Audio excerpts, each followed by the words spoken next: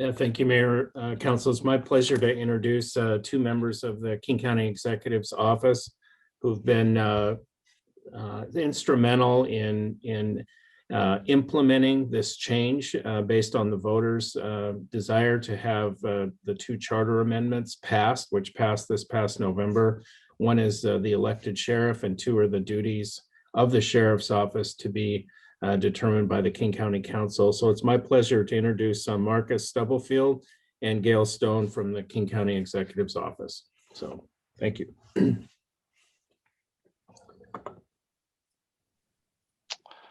Thank you for having us. We appreciate the time of sitting with you all to talk about something I think is very important. So I'll kick it off. I'm Marcus Stubblefield. I'm the Policy and Strategy Section Manager in the King County Exec's Office. I oftentimes start off with my title last. That's because that's not an indication of who I am and what I am. I'm a father first and foremost, a husband, a son that was raised in community, and that's how I tend to show up. So thank you for allowing me to say that. And my colleague, Gail, if you want to introduce yourself as well. Thank you. I'm Gail Stone, Law and Justice Policy Advisor. I work for Marcus and working with him on the transition as a result of the charter amendments. Also really glad to be here. I grew up in Eastern Washington and came over here at 18 and never looked back. So thank you, Gail. Just wanted to start off with some reflection, I think, of why we are the way we are. Just leading with King County's True North values and making King County a welcome community where every person can thrive. We are one team. We solve problems. We focus on the customer. We drive for results. We are racially just. We respect all people. We lead the way, and we are responsible stewards. As public servants, we feel like this is our charge, and this is what we've been called to do, and this is what we must uphold in the roles that we serve of the people and the residents of King County. Next slide, please. And as City Manager, Mr. Wilson is described, Gail and I and the Exec's Office are also a part of a large team that is actually trying to make this transition successful and possible.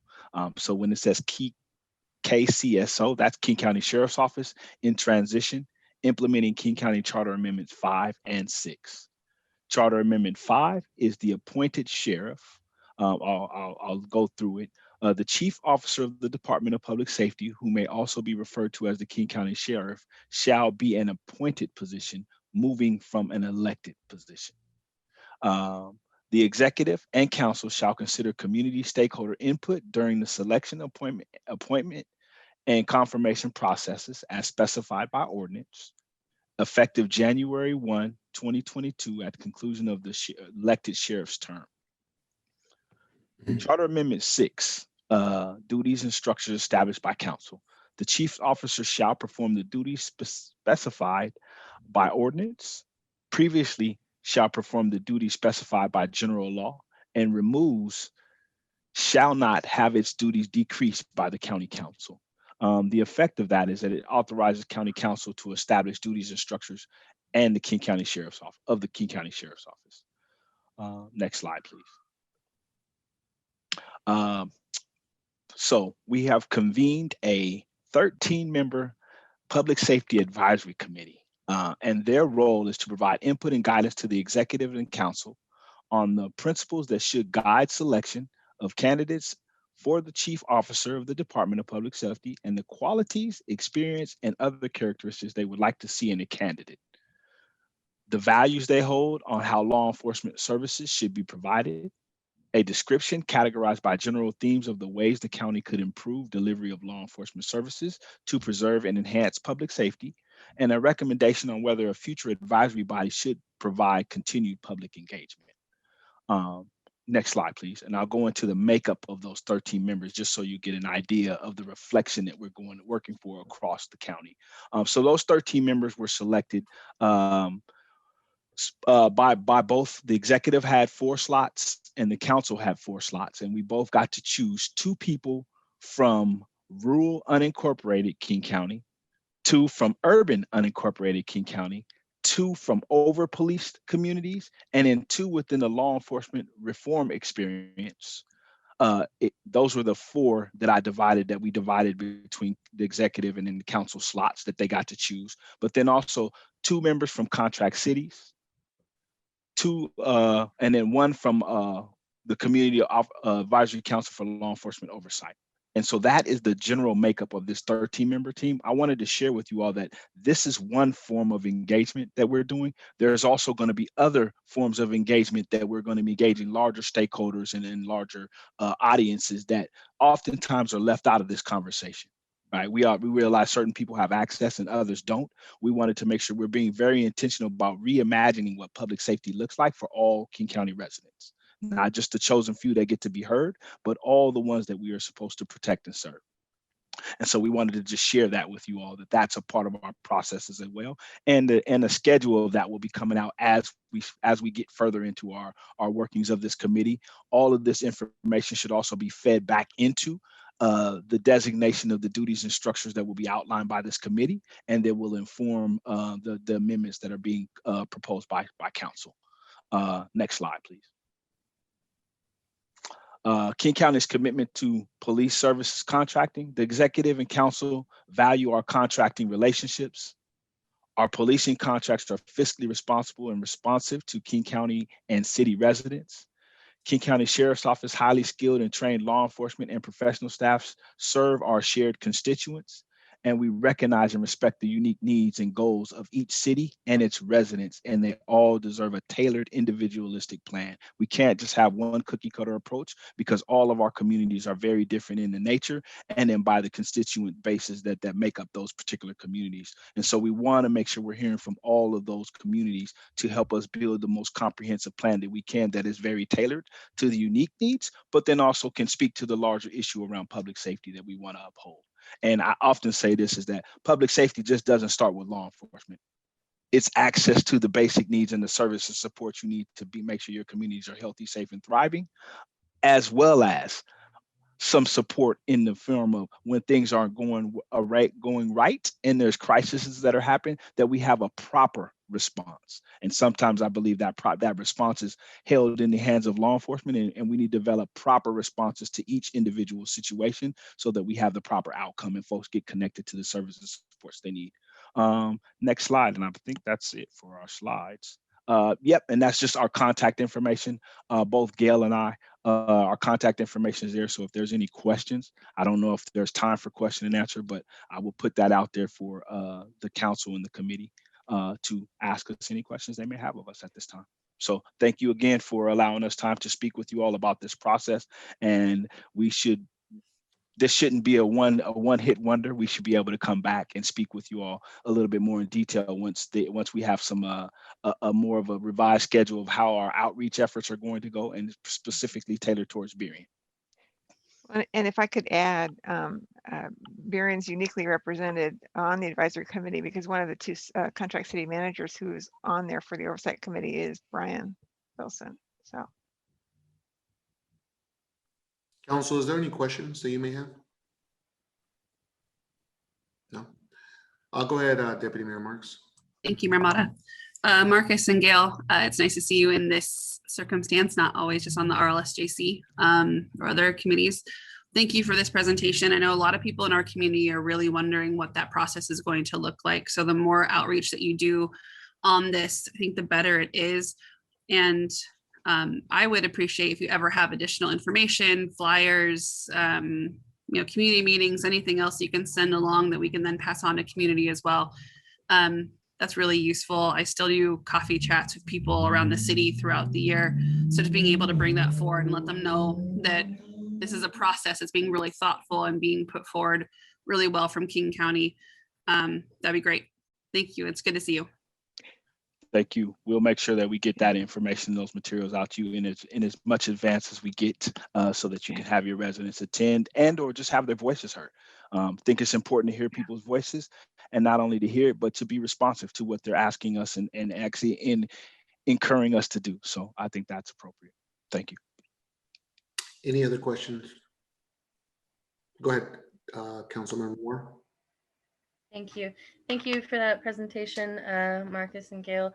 I was just wondering if you could elaborate a little bit on a timeline for how things are going to move along. Yeah, we have a timeline. We're supposed to have the committee itself, the one that I outlined of the 13 members, is supposed to have a draft to council and to the executive and council by I think it's August 1st.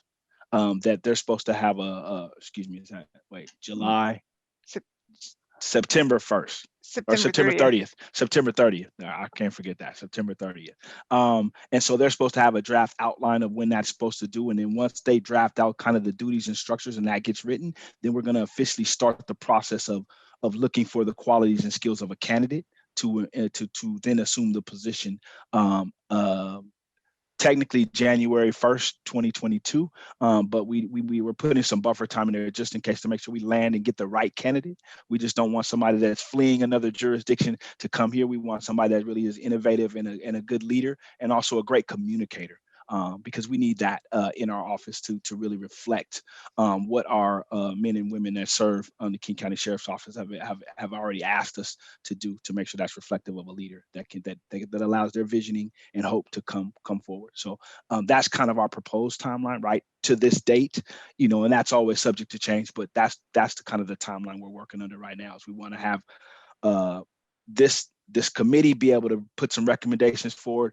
As they're doing theirs, there's also the council's going to be doing some engagement efforts that are kind of aligned with their jurisdictions. And the exec's office is going to also be doing some engagement opportunities to engage the larger community as well. So just to give you an idea of what we're looking for, probably looking for those larger engagements to start right around June, early June. And then continue on, either we do a monthly or something like that, just to engage the various jurisdictions across King County in this conversation. I'm also going to add this, we're going to have specific emphasis on the refugee and immigrant communities who oftentimes don't have a voice in this process. And so we wanted to make sure we have intentional outreach to those communities that oftentimes go unheard in this process, to make sure that their values and emphasis on public safety, and not only just on public safety, what are the things that they need to see, resources that need to be built up so that they can even reimagine a different form of public safety. And so wanting to focus on that aspect of it as well too. Thank you so much for that. Yep. Thank you very much. I'm looking forward to having this conversation. Burien, we are now the second safest city, but it hasn't been by mistake. It's been by design. Putting lead, making sure that our city manager and all the departments are talking. And even with all of that, there's still areas that I'm their reflection and I mirror them, where there's some major problems in apartment complexes where we have individuals that have taken space away from mom, dad, and children. On top of that, mental health. I don't think I think the governor has some talking to do too with what's going on with mental health at a state level, and not only at a state level, at a federal level, and then we're having to deal with it at a local level. We really don't have those resources as a small city. And so a lot of the conversations that I hear from business owners is really our unhoused people that are suffering mental health. But we also do have some situations right now with COVID, with some criminality on personal property, right? And so that just continues to hurt our community. So I'm all ears to hear what this new and improved and all these beautiful words that everybody uses. But I got to tell you that I represent a community. We've been waiting for results for quite a while, and we're still losing our children. We're still getting shot. We're still dying of COVID in King County, and so it's going to be very, very exciting, interesting, and I'm more than willing to help in making sure that some of the communities that I'm close to are able to be there to be part of the conversation. And this is needed in our community. We have the ability to get this right, and so we have the ability to have somebody that's going to be in charge of our King County Police Department. But I look forward to this conversation. So thank you so much. Thank you. And I'll put this out there as well. If you all want to host something and you want us to come and present information and just gather input from what your residents particularly would like to say, we're open to that as well. So I just wanted to throw that out there. So if you wanted to sponsor something, the council wanted to sponsor Reimagining Public Safety session, we would be more than welcome to come out and host that with you all. So in partnership.